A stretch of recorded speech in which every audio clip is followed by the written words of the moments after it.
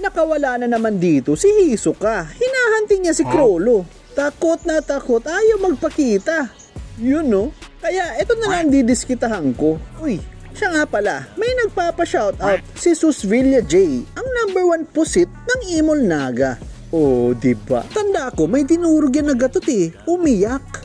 Eto ang early item ko kay Hisoka. Pero minsan, eto naman ang ginagamit ko para mas mabilis mag-stock. Then, lagyan nyo na lang ng penetration. Depende sa sitwasyon and depende sa kalaban. Okay, eto na. Abugbog bear na to sa Sicilian ko. Uy, naka-flicker.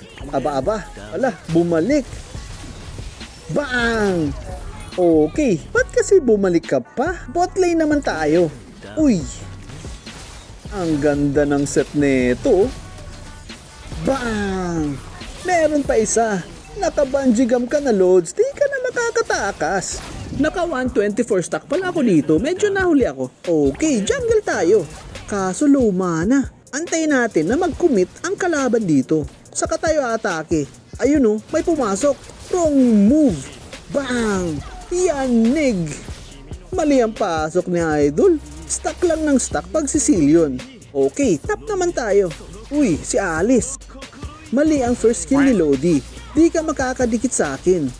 Positionin lang. Always. Watcha!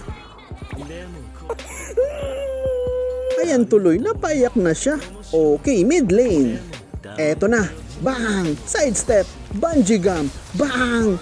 Oh no! Yun no, alam niyang nagkamali siya ng pasok dun. Nabigyan tuloy siya dun. Huwag kang makipag long range attack sa Sicilian. May paglalagyan ka niyan. Okay, eto na. Grabe persado.